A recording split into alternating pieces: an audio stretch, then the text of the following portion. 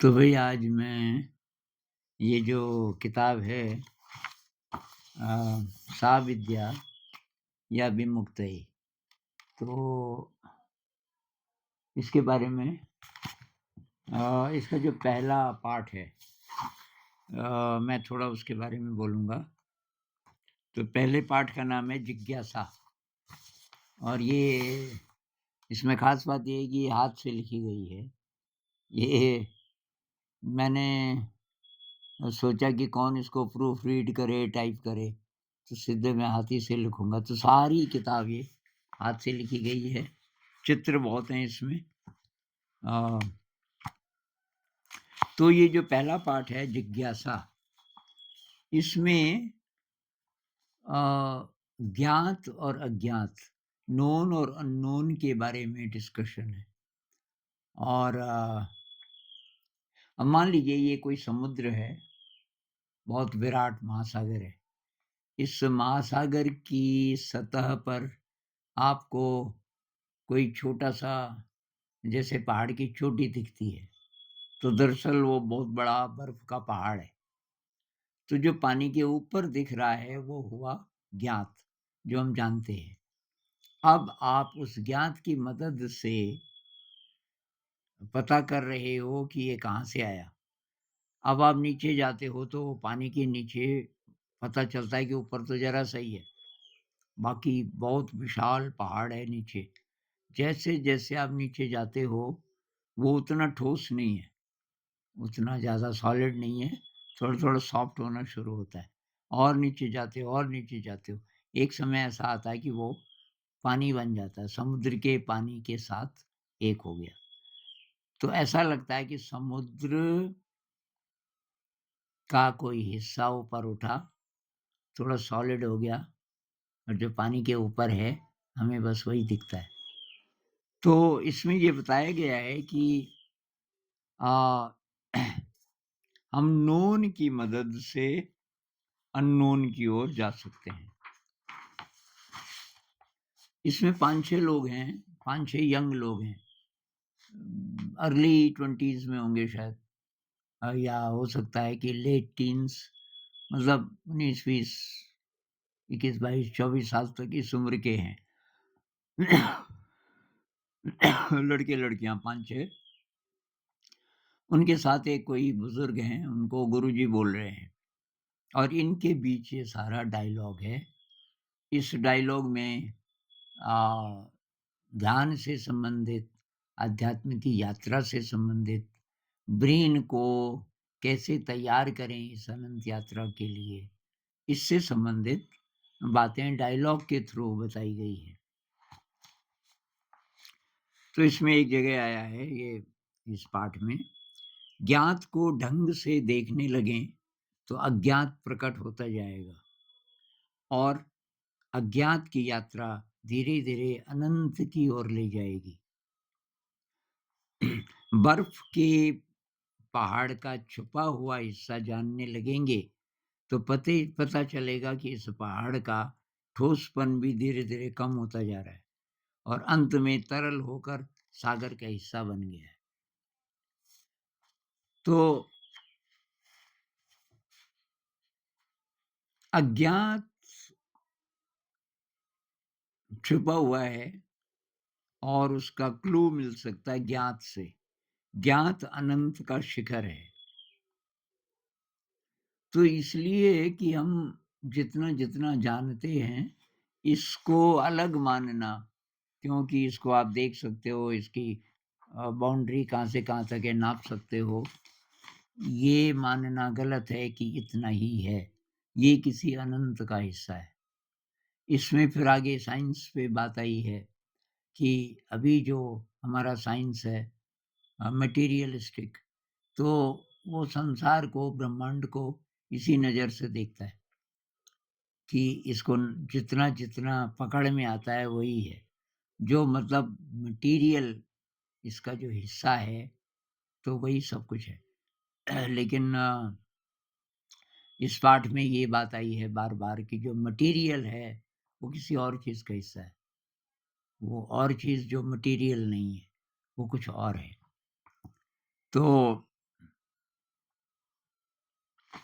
इसमें फिर तर्क की बात आती है, जिससे विज्ञान पैदा हुआ। हमारा जो लॉजिक है, जो विश्लेषण करता है, जो नई-नई चीज़ें ढूँढता है इत्यादि। तो इसमें बोला गया है कि तर्क के 2 पक्ष हैं। एक तो विश्लेषण करने वाला पक्ष और दूसरा शांत हो जाने वाला पक्ष। तो शांत हो जाना मतलब समर्पण। हमारा जो तर्क है, वो 2 काम कर सकता है। पहले तो छानबीन करता है, जैसे विज्ञान कर रहा है। सत्य को जानने के लिए ज्ञात की छानबीन कर रहा है, लेकिन जब तक साइंस इसको अज्ञात का हिस्सा नहीं मानेगी, ज़्यादा आगे बढ़ नहीं सकती। तो इसमें बोला गया है कि एक समय ऐसा आ सकता है कि आपका तर्क समर्पित हो जाए। समर्पण ही तर्क का अंतिम लक्ष्य है। हमें जो तर्क मिला है, पहले छानबीन करेगा, लेकिन इसका जो अंतिम लक्ष्य है, वो है समर्पण। समर्पण की अवस्था में तर्क अनुपस्थित नहीं होता, सोया हुआ नहीं होता, सुस्त नहीं होता, बल्कि अत्यधिक जीवंत और गहरा होता है।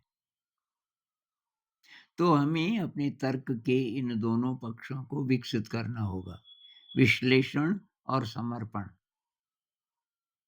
फिर ऐसा होगा कि हमारा विश्लेषण भाव सिंचित होगा और हमारी भावना भी तर्क शून्य नहीं होगी। तो इस पे काफ़ी बारीक डिस्कशन है और ये मैं केवल आपको थोड़ा-सा इसकी इसका फ्लेवर दे रहा हूँ।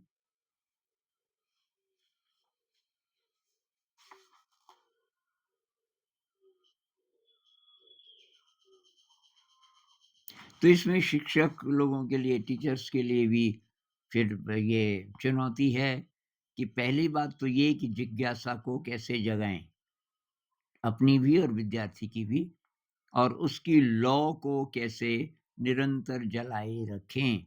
हमारी जो जिज्ञासा है, उसकी जो फ्लेम है, वो लगातार जलती रहे, बुझ ना जाए। और दूसरा चैलेंज ये है कि ज्ञान के हर अंश को अज्ञात की यात्रा में कैसे सहायक बनाएँ। साविद्या या विमुक्त, ये जो नाम ही है किताब का, कि हम ज्ञात को, जो-जो विद्या, जो-जो चीज़ें हम जानते हैं, कैसे उसको सहायक बनाएँ अज्ञात में जाने के लिए। इसके बारे में इसमें काफ़ी सारी बातें हैं और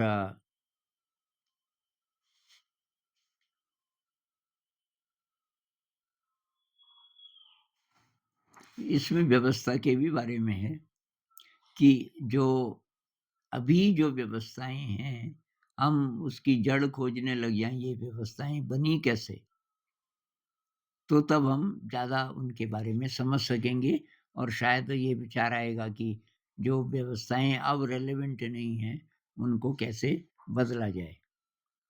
तो ये किताब जब मैं लिख रहा था, उससे पहले एक ये व्यवस्था से संबंधित एक काफ़ी मज़ेदार मेरा अनुभव है, उससे समापन कर देते हैं आज।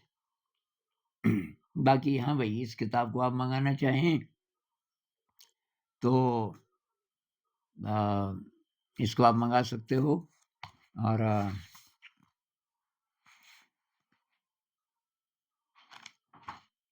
कैसे मँगा सकते हो ये तब बताएँगे आपको। उसके बारे में एक वीडियो हमने बनाया था, उसका लिंक दे देंगे। तो एक टीचर्स ट्रेनिंग हो रही थी, मुझे बोला गया था कि भई अ, ये जो टीचर्स हैं कैसे क्रिएटिव हों, कैसे इनोवेटिव हों, इस पर ये सारी वर्कशॉप, मतलब ट्रेनिंग वर्कशॉप कह लो, 15 दिन का था वो। और उसमें बस मुझे बोला गया कि आप करो। तो व्यवस्था पे बात चल रही थी और ये टीचर्स कह रहे थे कि अ, जो व्यवस्था आप बनाते हो, बच्चे उसको ना मानें, उल्लंघन करें। तो मैंने कभी व्यवस्था बनी कैसे, उसकी क्या ज़रूरत रही होगी? क्या वो ज़रूरत अभी भी है? इस पर आप बातचीत करते हो। आप भी जिन-जिन व्यवस्थाओं को मानते हो, वो धार्मिक हों, सामाजिक हों, आर्थिक हों, जो-जो व्यवस्थाएँ आप मानते हो अभी, आप सोचते हो परफ़ेक्ट हैं, तो उसकी जड़ में जाना पड़ेगा, वो बनी कैसे? उन्होंने कहा ये बात तो समझ नहीं आ रही है। तो अच्छा मैंने कहा ये समझाएँगे, अभी अभी अब लंच का भी टाइम होने वाला था, कुछ देर बाद। मैंने कहा लंच के बाद इस पे बात करेंगे। अब मेरे दिमाग में एक आइडिया आया, मैंने कहा यार मुझे एक पोस्टर चिपकाना है ऊपर। उससे पहले हम कुछ काम कर रहे थे, कुछ पोस्टर्स बना रहे थे, तो मैंने कहा भई एक पोस्टर वहाँ चिपका देते हैं इनमें से और तो एक टेबल लाओ, दीवार पे पहुँचने के लिए। तो वहाँ पे दरवाज़ा था, एक ही दरवाज़ा था उस हॉल का और उस दरवाजे पे जब टेबल लाई गई, तो टेबल रखने के बाद अ, रखी तो चौड़ाई में ही, लेकिन तभी भी जो जगह बची वो बस इतनी थी कि किसी तरह आप साँस रोक के उसमें से निकल सकते हो। बहुत तंग और वो टेबल भी थी 3 फीट से तो ऊपर ही थी। तो वहाँ पे रास्ता बहुत ज़्यादा तंग हो गया था। तो उस टेबल पे टेबल जब आ गई मैंने कहा यार ये इसको ऊपर चिपका दो और तो चिपक गया। अब मैंने कहा थोड़ी देर में इसको उतारेंगे भी, इसको रहने दो अभी टेबल को। उसके बाद ये खाना था, तो घंटी बजती थी वहाँ, खाने की घंटी बजी, तो एक-एक उनमें से वो लोग कुल मिला के 30 से ज़्यादा थे। तो वो बड़ी मुश्किल से वहाँ से बाहर निकल रहे, उस दरवाजे से क्योंकि जगह कम हो गई थी। और अब लंच के बाद फिर बात शुरू हुई, तो मैंने वो बात नहीं की, मैं कुछ और अ, बात ले ली और बात चलती रही, चलती रही।